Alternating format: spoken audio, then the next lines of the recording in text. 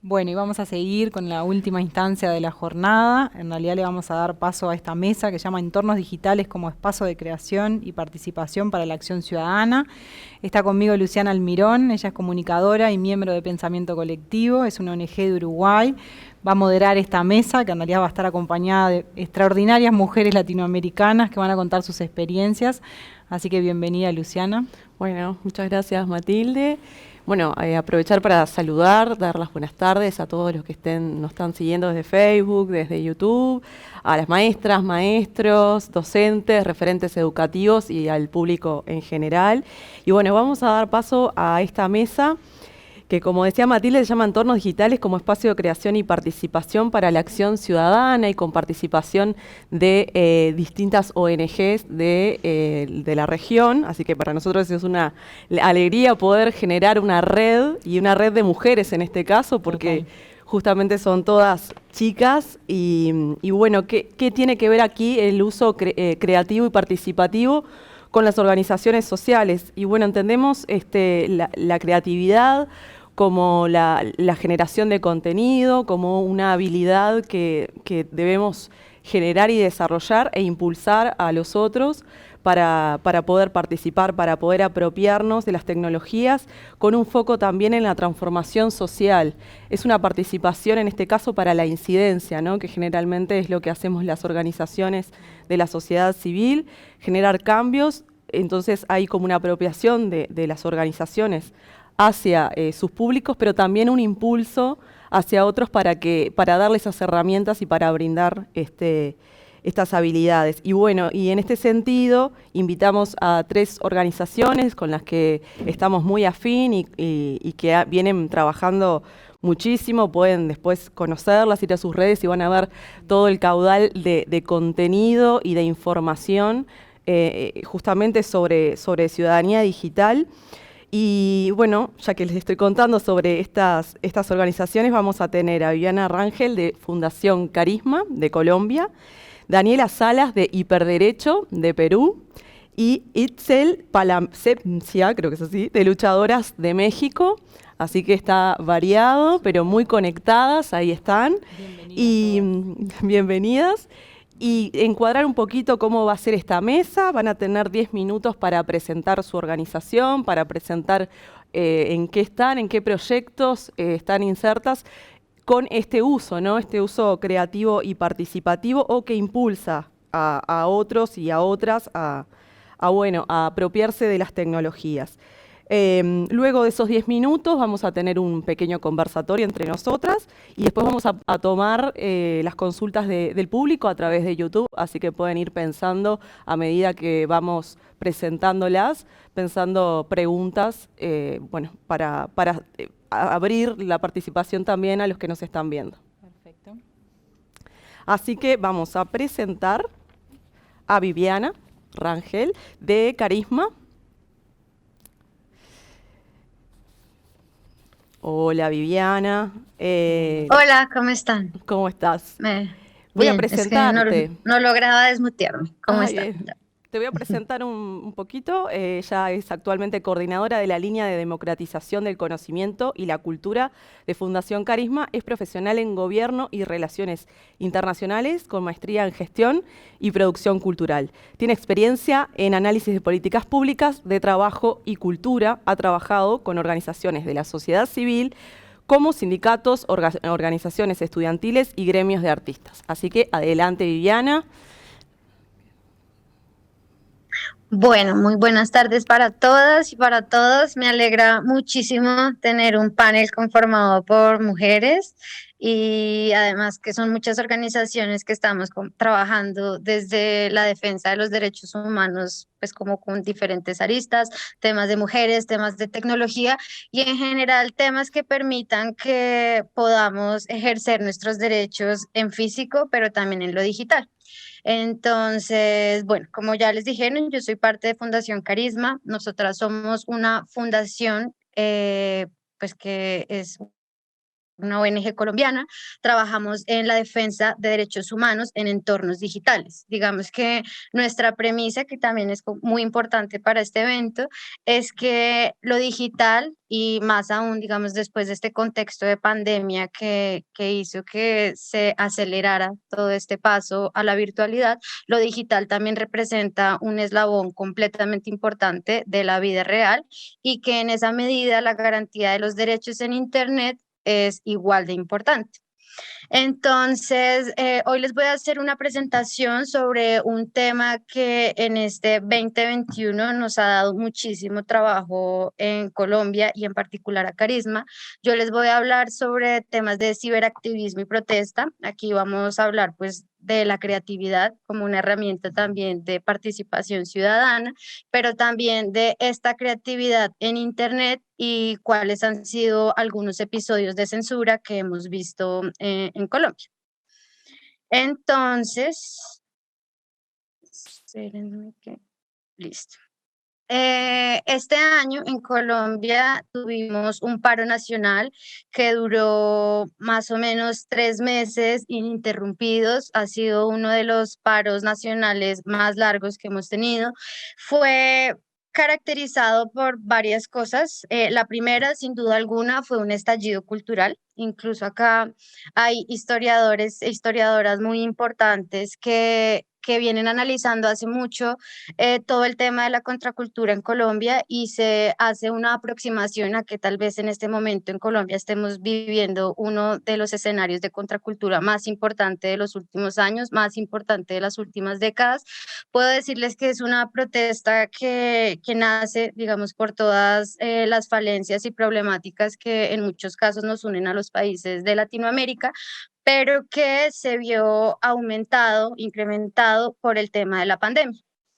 Sin duda fue una protesta que también mostró los niveles de violencia, digamos, abiertamente más altos que había tenido el gobierno y la Policía Nacional y que también hizo que, por el otro lado, digamos que la parte de la resistencia, la parte de las personas que ejercen con libertad su derecho a la protesta, pues también empezar a incrementar las formas de organización y las formas de trabajo.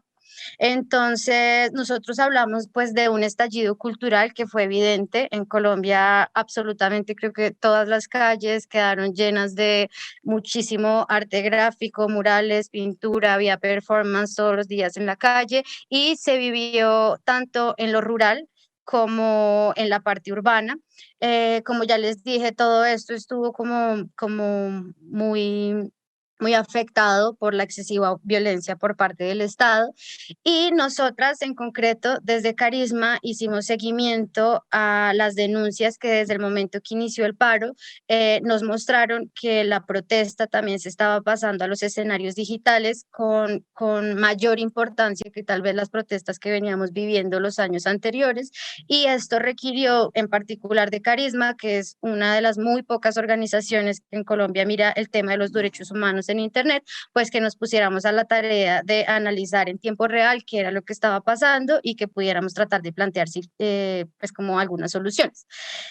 Para nosotros es importante destacar que ya en el año 2020 la misma ONU había sacado pues diversas declaraciones y diversos documentos en donde se reconoce el derecho, digamos, a la libertad de asociación, a la libertad de organizarse en lo físico como ya estaba, pero también se hace un énfasis en que este derecho también se pasa a lo digital.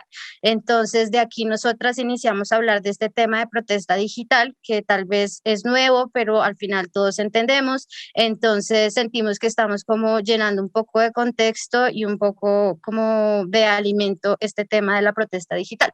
Entonces, como ya les dije, el paro nacional fue un estallido cultural también.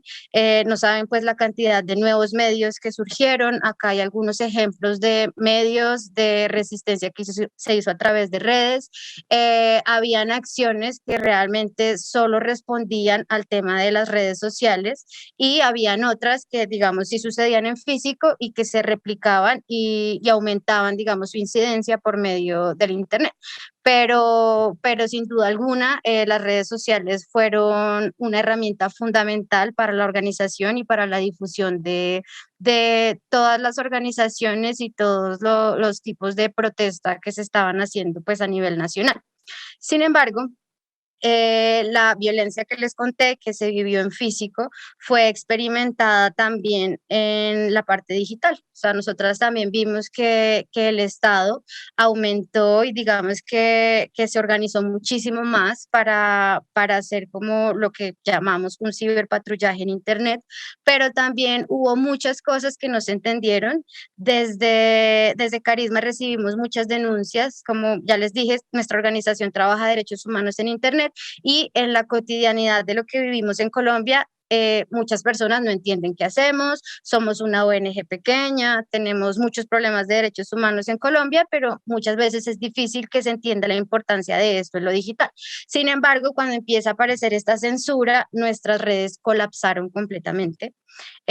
Hubo una caída mundial de Instagram, preciso tal vez uno de los días más graves del paro nacional en Colombia. Hubo una cantidad de muertos bastante alta y esto pues alertó a todas las personas. Digamos que en un contexto normal, digamos, las caídas de las redes de la semana pasada es grave, sin duda, pero en un contexto de protesta como el que estábamos viviendo, aumentó la sensación de censura y las reacciones de las personas, ¿no? Entonces empieza a correr un voz a voz, o sea, empieza a ser una sensación de censura que es exacerbada por todos los condicionamientos que tenemos adicionales y que nos pareció peligroso, porque se vuelve como como un comentario de pasillo en un lado, un comentario por el otro, la gente no se podía conectar. En concreto, todas las historias que se subían a Instagram o a Facebook que tenían el numeral paro nacional quedaban completamente bloqueadas de Instagram. Todas las publicaciones, las personas comprobaron, tenían pantallazos y demás, que cuando compartían cualquier tema relacionado con el paro, el alcance de sus publicaciones disminuía y cuando empezamos a recibir todo esto, nosotras lanzamos una encuesta en la que le pedíamos a las personas que por favor empezaran a diligenciar todos estos bloqueos que estaban experimentando. El primer día del paro, digamos, recibimos unas 6 denuncias, el segundo íbamos como por 20, el día en concreto que les digo que hubo un problema muy grave, llegamos casi a 1000 denuncias. Cuando vimos todo este tema, nosotras tratamos pues de contactar a las redes sociales. En un principio nos dijeron que no sabían qué estaba pasando, que estaban analizando y en concreto ya saca en particular Instagram un tweet donde dice que estaba experimentando problemas con su plataforma. Sin embargo, lo concreto es que estos problemas de ese día con la plataforma, que fue creo que el 6 de mayo, afectaron a una protesta que estaba desarrollándose de comunidades indígenas en Estados Unidos, a una protesta que estaba sucediendo en Palestina y al paro nacional que estaba sucediendo en Colombia.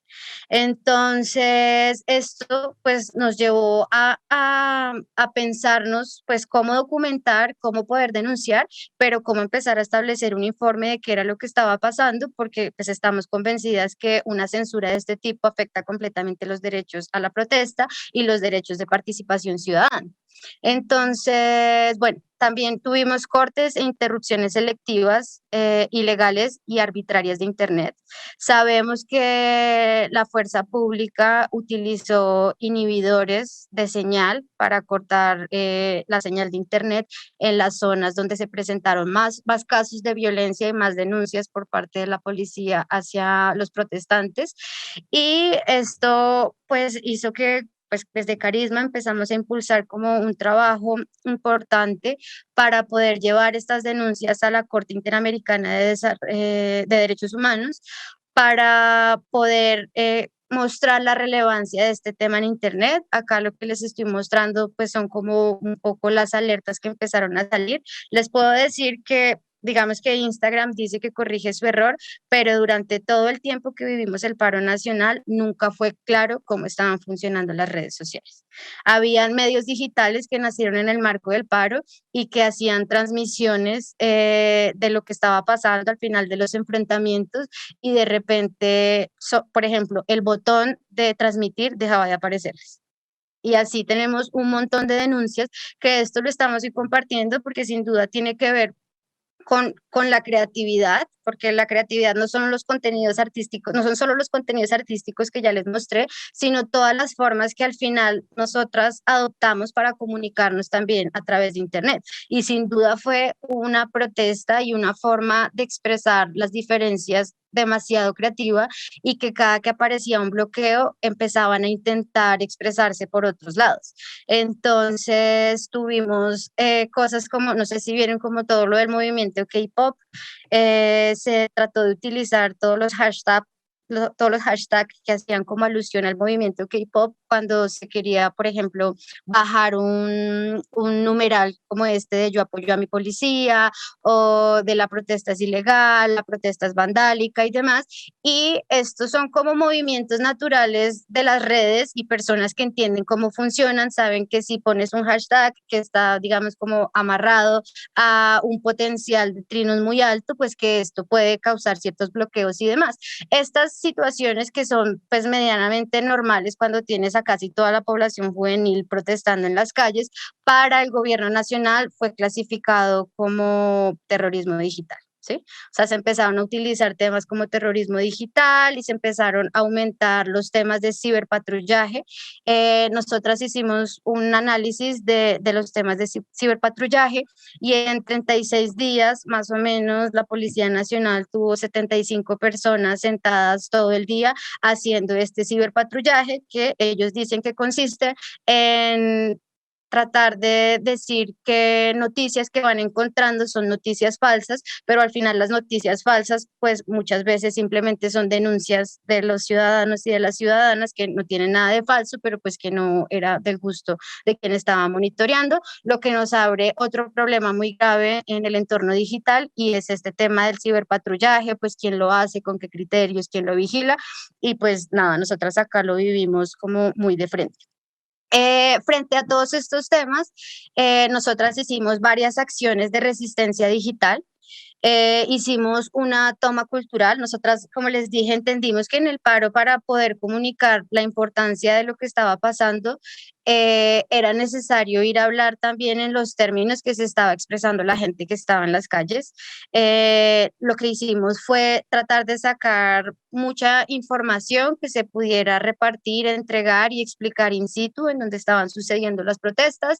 Hicimos kits de resistencia digital donde le explicábamos a la gente cómo proteger sus teléfonos. De lo más común que pasaba era que la gente protestando le quitaran los teléfonos, se los devolvieran con información totalmente borrada, no sabíamos qué pasaba, empezaban a pasar cosas muy extrañas con sus redes sociales. Entonces hicimos kits básicos para que las personas entendieran que proteger su vida digital era también proteger a las personas con las que estaban protestando, y en sí mismo como la causa por la que se estaba protestando. Entonces hicimos una toma cultural en donde nos juntamos como con diferentes iniciativas desde la cultura, o sea, hubo editoriales, hubo música, hubo muralistas, y en un punto de concentración máxima, tratamos de explicarle a las personas, pues por medio de parlantes muy grandes, de entregar diferentes kits manuales, y sentimos que las personas que estaban protestando aprecian mucho esta información, pero también pudimos analizar la falta de información que existe, ¿no? Y que hoy en día esto es de bastante importancia, pues para lo que estamos viviendo en todos nuestros países. Nosotras hicimos un informe, al final con todo lo que realizamos, hicimos un informe, tuvimos la oportunidad de presentárselo a la Corte Interamericana de Derechos Humanos. Cuando ellos vienen a hacer la visita a Colombia y hacen todo el análisis, logramos que pues como todas las personas que pudimos plantearlo y organizaciones, que se incluyera un capítulo completo del tema de la violencia que se estaba ejerciendo en los entornos digitales, y de la importancia que el Estado tome medidas para poder garantizar la protesta digital. Estos informes los volvimos como una serie de podcasts que también pues, se pueden encontrar en las redes de Carisma, y nos parece, y al final también lo supimos en estas reuniones con la CIDH, que esto tenemos que tenerlo en cuenta porque a la vez que se están incrementando los problemas, que hay más protestas y demás, también se están incrementando las formas de censurar en lo digital y que es algo que no podemos esperar a que ya nos esté pasando en el momento, sino que debemos empezar a tomar medidas y que pues sobre todo quienes estamos trabajando desde estas organizaciones debemos buscar formas que nos permitan comunicarnos con la ciudadanía en general y poder transmitir esta información. Entonces, pues por el momento yo dejo por acá, ya les contaré más en las preguntas y de nuevo muchas gracias por la invitación. No, gracias a vos, Viviana, un placer escucharte y lo importante que es conocer otras realidades, conocer lo que está pasando en Latinoamérica, poder hacer esta red de conocernos, de identificar, y está entre lo local y lo global, porque hay cuestiones que podemos compartir, porque nos atravesó una pandemia a todos y se hizo como más potenciado el uso de las redes sociales de forma participativa y creativa, y creo que con el ejemplo de Viviana, el nombre de estas jornadas que tienen que ver crear, participar, habilidades que democratizan el espacio digital, creo que quedó súper claro con esta presentación. Vamos a pasar a la siguiente, que es Daniela Salas, de Hiperderecho de Perú. La voy a ir presentando. Daniela es socióloga por la Pontífica Universidad Católica de Perú, con experiencia en estudios de género, sexualidad y derechos humanos, así como la facilitación de talleres y prevención e identificación de violencia de género. Actualmente se desempeña como coordinadora de capacitaciones en hiperderecho. Bienvenida, Daniela. ¿Cómo estás?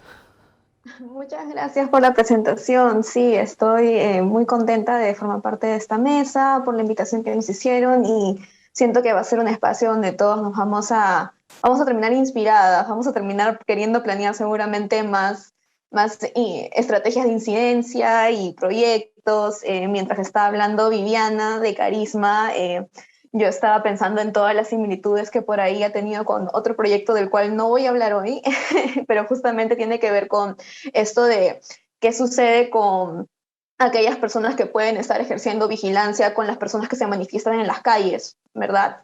Y bueno, en esa línea creo que ya me enfoco en lo que les vengo a presentar hoy. Y es justamente una experiencia de capacitación a activistas en seguridad digital para conseguir una Internet libre, ¿no? Esto se enmarca en labores de incidencia que tiene Hiperderecho desde ya hace un par de años, pero también antes les quería contar un poquito sobre Hiperderecho. Hiperderecho es una asociación civil peruana sin fines de lucro que nos dedicamos a investigar, a facilitar el entendimiento público y también a promover el respeto de los derechos y libertades de todos y todas en entornos digitales. Entonces, nos mueve muchísimo esto de conseguir que Internet sea un espacio libre de intromisiones estatales y privadas, y que podamos conseguir esto del ejercicio de nuestros derechos. Y entonces nuestras labores se pueden estar como delimitando en tres áreas: la de investigación, incidencia y activismo. Entonces, cuando pensamos en incidencia, estamos pensando en talleres, en análisis de políticas públicas, en propuestas de reforma legal, y también este encuentro con activistas peruanos y peruanas, y cómo podemos también brindarles herramientas y también conocer sobre sus necesidades respecto a esto que puede ser tan cotidiano pero tan confuso, que es nuestra experiencia de habitar Internet, ¿no? Y hablar sobre nuestros derechos digitales y qué pasa cuando estos no están garantizados, cuando estos están en peligro. Entonces, antes de presentarles este proyecto que tenemos sobre capacitación a activistas peruanos y peruanas, les quería comentar unos cuantos proyectos que tenemos ya en nuestro haber. El primero es una investigación que realizamos llamada Conocer para Resistir. Esto lo realizamos en 2018. Es una investigación cualitativa que, de hecho, es la primera en Perú de su clase, y en ella lo que fue nuestro objetivo fue entender las características de la violencia de género en línea, entonces como para remitirnos ya más a cifras, testimonios, experiencias sobre qué es está sucediendo en nuestro país en cuanto a estas violencias cuando la gente está queriendo vivir tranquila en Internet, ¿no?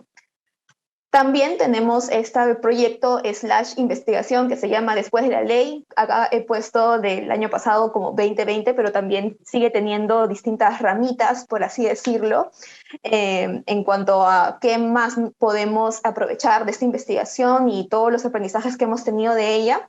Y esta es una investigación cualitativa para conocer las barreras en el acceso a la justicia para mujeres que viven violencia en línea y deciden denunciarlo. Sabemos de que a veces nuestros países, que en la región por ahí ya se están encontrando maneras, se hace incidencia para que distintas demandas de la sociedad civil se puedan traducir en leyes, pero ¿qué pasa cuando efectivamente estos llegan a ser leyes? ¿De verdad esto significa garantías de reparación, por ejemplo, a las mujeres o personas de la comunidad LGTBI que han vivido esto? ¿Qué está pasando con los operadores de justicia? ¿Cómo reciben todo esto?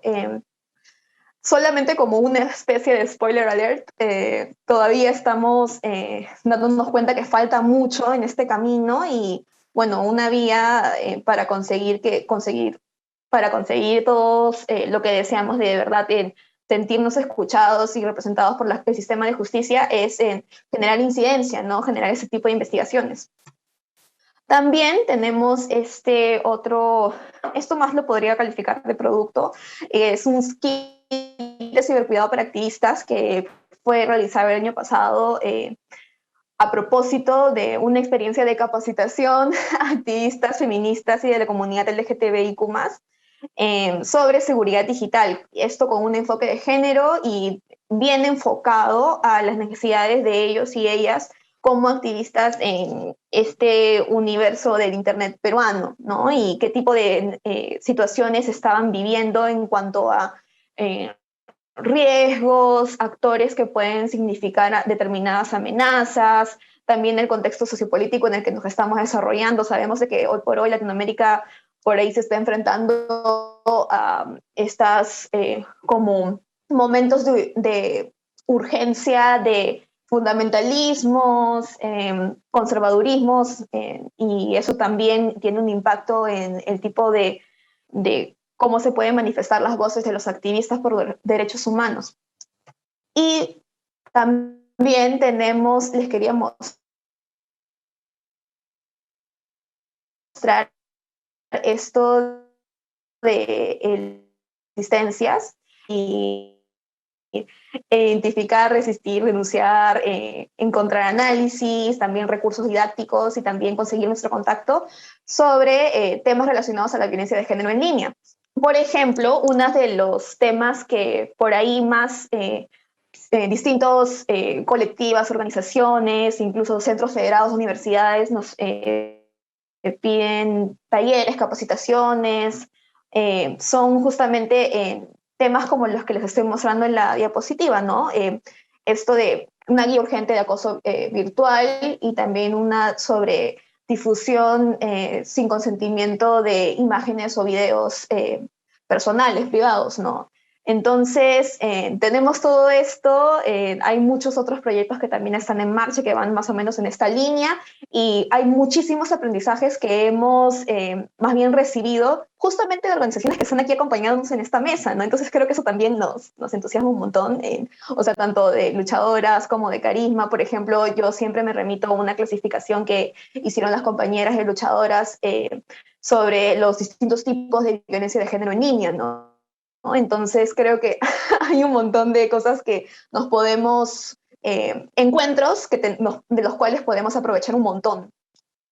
Y bueno, ahora sí ya les cuento propiamente sobre este proyecto que se llama Cibercuidado para Activistas y qué ha significado en tanto los temas de ciudadanía digital, cómo utilizamos la creatividad para generar incidencias en Internet. Bueno, este fue un programa, bueno, también sigue siendo un programa de capacitación en seguridad digital holística con enfoque de género dirigido a personas que activan desde los feminismos y también los activismos de la comunidad LGTBIQ+ en Perú. Acá nos preguntábamos, ¿no? ¿Cómo hacer de este espacio uno en que no simplemente fuera nosotros dando clases sobre contenidos en general, ¿no? Que se sintiera súper, tal vez vertical, que no hubiera una reflexión conjunta. Entonces queríamos que esto fuera lo más colaborativo posible. Y en esa línea nos parecía bien importante que pudiéramos reflexionar juntos, juntas, sobre qué significaba la seguridad digital y cómo esto puede ayudarnos en generar incidencias sobre la garantía de derechos de ellos como activistas de derechos humanos, ¿no? Entonces, si seguimos un diseño colaborativo con aprendizajes desde las pedagogías populares, uno que también nos ayudará a formular agencias y autonomías para que ellos pudieran elaborar sus propios proyectos a futuro y también pudieran tomar liderazgo sobre estrategias de seguridad digital, y también uno que apostara por una Internet feminista, que creo que es algo también que nos gusta muchísimo poder nombrar. Entonces, para este diseño consideramos la experiencia previa. Este programa, espacio de capacitación lo realizamos por primera vez el año 2020. A partir de eso también tuvimos la oportunidad de consultarlo con personas que habían egresado del programa. También tener bien en claro este mensaje de que Internet es un espacio en el cual se pueden conectar con organizaciones de la región, y por eso es que para muchas de las sesiones invitamos a compañeras activistas de distintas organizaciones de la región para que justamente impartieran de experiencias de buenas prácticas o también como estos campos de expertise que tienen. Incluso me acuerdo que habíamos invitado para una de las sesiones a Itzel, espero que también se acuerde. Y también estuvimos bien atentas al contexto sociopolítico peruano en relación a la demanda de los derechos humanos de estos activistas, ¿no? Porque sabemos de que eso también impacta en el proceso de aprendizaje y también en las necesidades que estos puedan tener. Entonces abordamos la seguridad digital de 4 maneras. Súper rápido se los voy a explicar. La primera, como hábitos, porque no queríamos alejarnos de esta noción de la seguridad digital como este saber sofisticado, inherentemente tecnológico y alejado de las personas que tal vez tienen pocos recursos para formarse en tecnologías. También uno que estuviera relacionado al cuidado, porque sentíamos de que había mucha lejanía respecto a nuestra corporalidad y a cómo entendíamos como esta dicotomía medio extraña y desfasada entre lo presencial y lo real. Entonces, tal vez pensarnos lejos de nuestro cuerpo es lo que nos puede impedir pensar de que nos debemos cuidar también cuando estamos en línea y mantener a salvo nuestra salud física y mental. También volver a la idea de derechos, de que somos personas con derechos cuando estamos en línea, que tenemos derecho a tener una vida digna cuando estamos navegando y que no deberían haber esas intromisiones de los trolls, de estos otros actores que podamos ir identificando en la marcha. Y finalmente también de proceso, porque hay mucho que puede tener que ver con la revictimización de las personas que denuncian violencia de género en línea o los activistas que también alzan la voz por ese tipo de violencias y por decir, bueno, te pasó esto, como que no sé, alguien te doxió, alguien te hizo una campaña de desprestigio porque no sabías cómo gestionar cuidados que abordaran esto. Y entonces consideramos que tuvimos una experiencia exitosa en tanto pudimos compartir efectivamente con todos y todas los presentes. Y esto lo pudimos hacer a partir de implementar una escucha activa, también tener un acompañamiento situado. Sabemos de que todas las colectivas que nos acompañaban, no todas tenían las mismas necesidades y los mismos campos de acción. También utilizamos recursos y herramientas didácticas. Tuvimos invitados expertos y expertas de la región, como les mencioné previamente. También hubo sesiones que fueron más bien guiadas por los participantes. Queríamos poner en tensión, en cuestionamiento esto de nosotros hiperderecho como quienes tenemos inherentemente e indiscutiblemente el conocimiento, y también una presentación más de más horizontes, no solamente enfocarnos en la seguridad digital para estar a salvo en tanto activistas, sino que pensáramos más allá en cuestiones como la ciudadanía digital y en una Internet feminista. Y finalmente también en la generación de contenidos y protocolos de seguridad digital, lo cual no solamente les serviría a ellos y a ellas como organistas activistas, mezclé dos palabras, como activistas y personas que pertenecen a una organización determinada, sino que también ellos pudieran replicar ese tipo de experiencias a futuro. Bueno, esperamos, ¿no? Eso también está en veremos y ya nos aproximaremos a ese proceso y bueno, creo que con esto también puedo concluir la presentación y ya estaremos conversando más sobre estas experiencias. Gracias, Daniela. Claro que sí, que vamos a seguir conversando juntas y tejiendo juntas. Como decía al principio, ¿no? Nos inspira y estamos conectadas, ¿no? Van a ver que hay entre las compañeras proyectos en conjunto. Y bueno, y como conectadas y luchadoras, voy a presentar a Itzel Plasencia de Luchadoras de México. Es creadora audiovisual, defensora de derechos humanos y tejedora. Actualmente coordina el equipo de mediaactivismo en Luchadoras y tiene 9 años de experiencia en la creación de estrategias de comunicación para organizaciones de la sociedad civil. Cree en el arte y el amor como las piezas claves de toda revolución. Bienvenida, Itzel. Muchísimas gracias. Muchas gracias por el espacio y muchísimas gracias. También estoy muy emocionada de poder compartir estos espacios con Daniela, con Viviana, que sí son organizaciones como súper aliadas de luchadoras y que esperamos poder tejer más redes juntas. Y pues bueno, en realidad eso, quisiera primero presentarles de qué va Luchadoras y un poco también de compartirles el trabajo que hacemos desde acá. Pues Luchadoras somos una colectiva en México y nuestro objetivo es que todas las mujeres, las niñas y las jóvenes puedan vivir en gozo y libertad, ¿no? Vivir los feminismos en gozo y libertad y también, o sea, crear posibilidades de transformación política, no solamente personal, sino también colectiva a través de las herramientas digitales, pero también del mundo offline, ¿no? Entonces, nosotras justo en ese sentido tenemos 2 líneas principales. La primera es mediaactivismo, en donde nos dedicamos a hacer contranarrativas feministas y también a contar historias de mujeres que rompen como todos los paradigmas y los estándares y los estereotipos y nos dedicamos como a contar estas historias y compartírselas a otras personas para que eso también podamos inspirarnos, ¿no?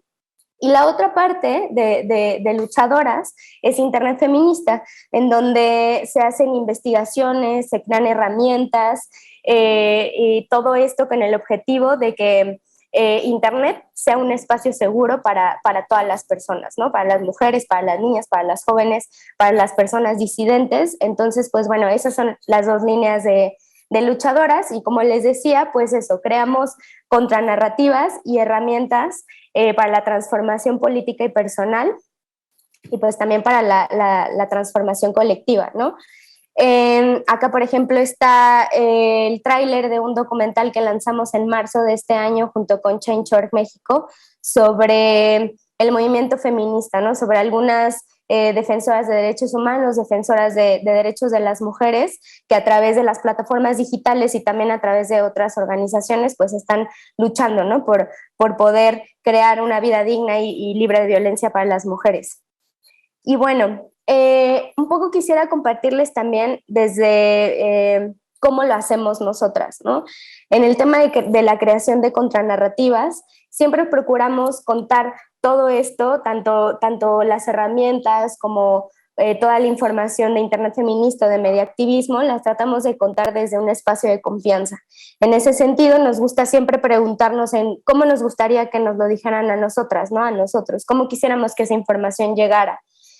Procuramos siempre que sea con un lenguaje accesible, con un lenguaje amigable, para que eso podamos como comunicarnos de una mejor manera y que cualquier cosa que pueda parecer quizá como muy compleja, ¿no? No sé, algo respecto a recortes presupuestales. ¿Cómo quisiéramos que esos recortes presupuestales para los programas que defienden los derechos de las mujeres nos fueran explicados, ¿no? Entonces, más o menos desde ahí es la perspectiva en la que nosotras creamos estas contranarrativas y también con nuestros derechos al frente. Todas estas narrativas las creamos también desde una perspectiva mucho de exigencia, ¿no? De todas las cosas que aún no están bien y que seguimos luchando por ello. Entonces, bueno, siempre ponemos nuestros derechos al frente y también nos narramos en clave de dignidad.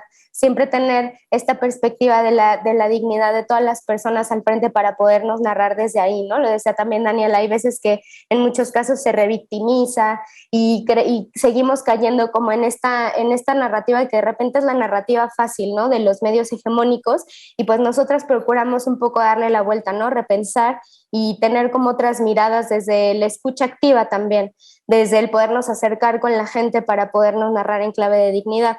También otra perspectiva que nos gusta mucho compartir es justo esto que dice Raquel, que es una compañera de luchadoras, que dice que el amor político como el amor como una posibilidad política, ¿no? Desde ahí también nos narramos, de ver lo que implica la ternura radical, de cómo este amor también se puede transformar, ¿no? Cómo ese puede ser como una herramienta muy fuerte también para impulsar procesos políticos desde lo personal y desde lo colectivo. Y bueno, o sea, también a partir de todo esto lo que buscamos es generar espacios de encuentro, no solamente en lo virtual, sino también en los espacios que no están en línea, ¿no? Como estos espacios de repente tampoco no se desdibujan estas líneas, ¿no? No son muy diferentes. Nuestra vida, digamos, como real, lo que nos pasa en el mundo físico, tampoco no es muy diferente a lo que nos pasa en línea, y esto nos parece bien importante también dejarlo en claro, ¿no? Son tanto las cosas, digamos, como que disfrutamos mucho, como las cosas malas, ¿no? Las violencias que de repente nosotras vivimos en el espacio físico, pues claro que también se trasladan al espacio digital. Entonces, bueno, también por eso buscamos generar espacios de encuentro para contrarrestar todo esto, contrarrestar narrativas y contrarrestar violencias a través de esto. Entonces, bueno, en ese sentido, pues nosotras amamos Internet, lo amamos y sabemos también cuál es el potencial transformador que tiene, ¿no? Lo reconocemos. Por eso estamos en las plataformas digitales, pero también estamos muy conscientes de los retos y los riesgos que conllevan. Por eso, nosotras generamos herramientas para poder mitigarlos, ¿no? Que eso es principalmente justo lo que hace Internet Feminista, crear todas estas herramientas. Por ejemplo, la tipología de las 13 formas de violencia digital que mencionaba Daniela hace rato. Hay informes, en la página de Internet Feminista pueden encontrar un buscador legislativo. Hay un montón de herramientas que nos gusta compartir con las mujeres y que procuramos compartir con las mujeres para que podamos tomar decisiones informadas sobre lo que pasa en nuestra vida en Internet y offline también, ¿no? En el caso de mediaactivismo, pues también quisiéramos compartirles, bueno, y también de Internet Feminista, pues compartirles algunos retos y desafíos, ¿no? Justo en este sentido, pensamos que pensamos en el desafío como una oportunidad de mirarnos desde otro lado, ¿no? O sea, estos retos siempre nos impulsan a poder hacer otras cosas nuevas, ¿no? Y uno de estos retos es las brechas digitales. Sabemos que justo las plataformas digitales, pues no todas las personas tienen acceso a ellas, ¿no? No solamente, digamos, por el tema de Internet, sino también por el tema no sé, muchas personas no pueden tener acceso a un teléfono, muchas personas no pueden tener acceso a una computadora, y eso es algo que también nos imposibilita. O incluso, por ejemplo, el equipo de Internet Feminista ha estado trabajando también con colectivas de mujeres que viven con discapacidad, y eso también es algo bien interesante, podernos escuchar desde otras formas, ¿no? Cómo estas mujeres acceden a Internet y cómo viven Internet, porque claro que su experiencia debe ser bien distinta a la nuestra. Entonces, escucharnos desde ahí, y eso nos lleva a estar conscientes de estas brechas digitales, nombrarlas, a informarnos también para generar estrategias offline y herramientas para poder minimizar estas brechas digitales. Y otro reto que encontramos es la infoxicación, y la agenda política y mediática, ¿no? De repente hay un montón de información, muchísima información, entonces de repente eso también aturde, ¿no? Y la agenda política y mediática, pues bueno, se mueve demasiado rápido y de repente como organización atenderla es muy difícil, es muy difícil. Entonces, lo que nosotras hacemos en ese sentido es pensar en un valor añadido de cada uno de nuestros materiales, ¿no? ¿Qué va a dar extra a todos los demás materiales que están en la red? Lo que nosotras queremos hacer. Y en caso de que nosotras no podamos, buscamos alianzas, ¿no? De personas que ya están haciendo eso, de organizaciones que ya están haciendo eso, para poder tejer voces entre todas, ¿no? Y que podamos construir todo esto también entre todas. Entonces, bueno, esas son las... Ay, denme un segundito. Esas son las estrategias que nosotras tenemos. Ya estamos como un poco sobre tiempo. Entonces les voy a compartir rapidísimo nada más estos materiales que hicimos. Esta, por ejemplo, es una monografía que de repente acá en México se venden estos materiales escolares en donde hay como varios personajes de la historia, ¿no? Entonces hicimos esta monografía en donde presentamos a las mujeres de la historia y se llaman Somos Históricas. Hablamos de la manada, ¿no? De todas estas mujeres que protestan, las ciberfeministas, el bloque negro, las colectivas, la marea verde, las madres, las zapatistas. Entonces, crear estos materiales en específico que de repente son ilustraciones, un montón de estas herramientas para crear estas contranarrativas que nos permiten vernos desde otros lados. También justo en Internet Feminista generamos herramientas y este es uno de los videos que tenemos para darles herramientas a las mujeres de cómo poder denunciar en línea la difusión de contenido íntimo sin consentimiento, por ejemplo, ¿no? Porque sabemos que también Internet es nuestro, también Internet es para nosotras y tenemos derecho a vivirla de manera libre. Entonces, bueno, esas herramientas también las generamos desde acá. Y generamos como muchas otras herramientas que se ven reflejadas principalmente como en el tema gráfico, pero eso, se las proporcionamos a las mujeres para que puedan tomar decisiones informadas. Ya por último, me gustaría justo compartirles que, como les decía hace rato, las alianzas para nosotras son súper importantes. De repente no es que no somos expertas en todo, y eso está bien, pero podemos buscar algunas otras organizaciones, algunas otras mujeres que sí sean expertas en los temas en los que llevan y poder tejer redes juntas, ¿no? Por ejemplo, es nuestro último proyecto que se llama De Crisis a Utopías, Sanar en el Terreno. Es un podcast que hicimos junto con Médicos Sin Fronteras, en el que entrevistamos a 7 mujeres latinoamericanas que desde su labor como trabajadoras humanitarias, son pediatras, son logistas, son promotoras de salud que están en diferentes partes del mundo y nos pusimos a imaginar con ellas. Tal cual les preguntamos como cuál es el mundo que ustedes imaginan desde su labor, desde su perspectiva, que en realidad pues también puede ser muy diferente a la nuestra, y qué mundo imaginan. Ese fue tal cual como el ejercicio, ¿no? Y eso, lanzamos un capítulo cada semana. Ahorita vamos en el 4º capítulo y pues bueno, está también en Spotify, ahí lo pueden escuchar, se llama De Crisis a Utopías. Y bueno, estas alianzas para nosotras son fundamentales, ¿no? Para poder seguir construyendo juntas. Entonces, bueno, igual ya por último, sabemos que Internet tiene esta posibilidad de construcción colectiva. Buscamos muchísimo el uso de las redes y sobre todo como la apropiación de las tecnologías para que podamos seguir construyendo y que podamos, como seguir tejiendo estas redes que son importantes para defender nuestros derechos, para poder narrarnos desde clave de feminismo, desde clave de dignidad y poder, pues sí, seguir defendiendo lo que nos toca en línea y también pues offline. Entonces, bueno, me fui un poco rápido. Pero pues si quieren entrar también a luchadoras, a nuestras redes, seguro que ahí encontrarán un montón de cosas que les pueden interesar. Gracias, Itzel. Estuvieron súper interesantes las 3 presentaciones. Creo que es importante como un reconocimiento al rol de la sociedad civil organizada. También queremos como desde el colectivo dejar como este mensaje de que todos podemos participar y como ciudadanos tener como un rol activo y constructivo en las redes sociales, pero también es necesario identificar y reconocer que hay brechas y que hay mucho por hacer, ¿no? Que se necesita el desarrollo de estas habilidades y que en conjunto la sociedad civil, la academia y el Estado debemos como promover este desarrollo. Por otra parte, ver cómo en estas presentaciones pudimos ver no solo lo creativo y lo participativo en el uso de las tecnologías, sino también el uso seguro, el uso responsable. Están todas las dimensiones juntas, el crítico y el reflexivo, ¿no? Que hace hincapié la estrategia, pero también todas las dimensiones que lo atraviesan y en este caso, ¿no? Lo interseccional, lo diverso y Internet deberá ser colectivo y feminista, aparentemente, ¿no? Así que vamos para cerrar, vamos a hacer unas preguntas que le vamos a pedir que sean breves porque, bueno, el tiempo es tirano en la tele y en Internet también, aparentemente.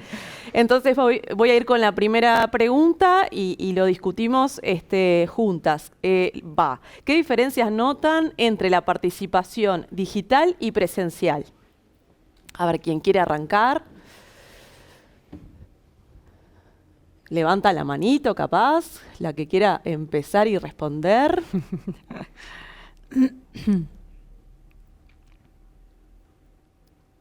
¿Itzel parece que está hablando? ¿O? No sé si... Sí, estoy un poco pensando en voz alta. Perfecto. Y pues en realidad creo que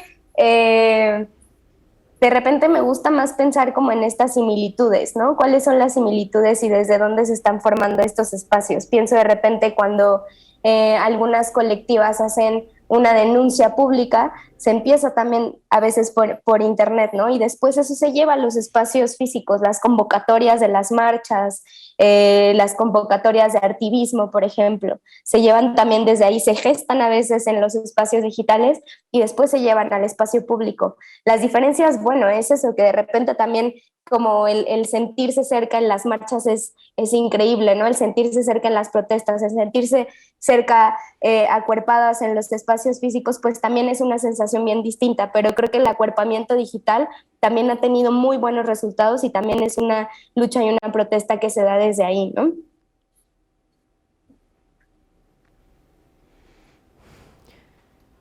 Viviana o... Sí, dale. Pues sí, no estaba pensando lo mismo que Itzel. Yo creo que hace unos años podíamos diferenciar mucho más eso de la participación digital y en lo físico. Por ejemplo, acá cuando iniciaron las protestas y demás, había como una línea de pensamiento entre quienes estaban en las calles que consideraban que quien hacía parte de la protesta digital estaba haciendo menos. Y la verdad es que cuando empezamos a hacer todo el trabajo y el análisis y a mostrar las denuncias y a poder ver los impactos que tal vez también tenía la participación solo desde la persona que estaba en lo digital, creando imágenes, videos, lanzando posts, pues sentimos que era equivalente. O sea, a mí me sigue encantando la actividad presencial, lo análogo para mí es supremamente importante y siento que es sobre todo por la parte del contacto con el otro. O sea, creo que eso nunca va a poder reemplazarse por lo virtual, por lo menos, pues sí, yo no lo siento así, pero creo que cada vez hay más similitudes y que tenemos que en esa medida empezar a ver con otra perspectiva esto de la vida digital, porque en verdad ya no es tan claro como que es una vida falsa, está por allá en la nube, es fake o algo así, sino que los derechos también los estamos ejerciendo desde lo virtual. Entonces siento que cada vez se van entrelazando y que sin duda alguna hay que empezar a pensarnos cómo tratar estos temas. Sí, creo que en la línea de las compañeras, Viviana e Itzel, es así, ¿no? Las diferencias que pueden haber son más como de descripción, más que de un valor, de que tal vez hay alguna forma que sea mejor. Y me gustó bastante también lo que dijo Itzel sobre esto de acuerpar cuando estamos en línea, en esta experiencia de capacitación que les comenté sobre cibercuidado para activistas. Conversábamos bastante entre las y los participantes sobre cómo en distintas estrategias de alzar sus voces por sus derechos en línea. También requería un montón de movilización de emociones, esfuerzo, ponerse creativos para generar como una incidencia que sí sea reconocida. Entonces, por ahí que los retos pueden estar más como cómo enganchar con el público, también cómo hacer valer como esto de las emociones que uno podría estar presente cuando está en una marcha, ¿no? Y evidentemente uno, sobre todo después de haber estado encerrados en nuestras casas por la pandemia, uno extraña a los compañeros y compañeras con quienes marcha, pero creo que poco a poco nos hemos ido dando cuenta de que en Internet, aunque justamente estos encuentros con más personas y las diferencias tal vez son más sutiles de lo que inicialmente podríamos imaginarnos, ¿no? Y de nuevo, tiene que ver más con cómo enganchamos con estos dispositivos electrónicos, tal vez nuestra disposición, disponibilidad, si tenemos acceso a datos incluso, ¿no? Más que otra cosa. Perfecto, gracias chiquilinas, la verdad que ha sido cortito pero hermoso. Y esto es un puntapié para seguir conversando, seguir dialogando. Sigan a Luchadoras, sigan a Hiperderechos, sigan a Fundación Carisma porque tienen muchísimo, son súper creativas, son un motor y bueno, vamos a tener que ir despidiéndonos. Sigan también a Pensamiento Colectivo, por supuesto. Y bueno, mañana siguen las jornadas. Bien, así que chiquilinas, muchísimas gracias. La verdad que agradecemos a todos los que nos están siguiendo en esta segunda instancia de la jornada. Aprovechamos para invitarlos mañana. No se olviden que vamos a tener 2 instancias de taller, en la mañana y en la tarde, y después 5:30 también nos volvemos a encontrar con una conferencia y 2 mesas, así que en realidad los esperamos. La única diferencia que les queremos hacer un recuerdo es que en realidad vamos a estar transmitiendo por el canal de YouTube de AGESIC y por el Facebook de Ceibal. Así que tengan ahí como, síganos en esos espacios, pueden seguir consultando, tirando preguntas y demás, y bueno, y agradecemos porque la verdad que ha sido un día de mujeres de la región súper interesante, así que los esperamos a todos mañana.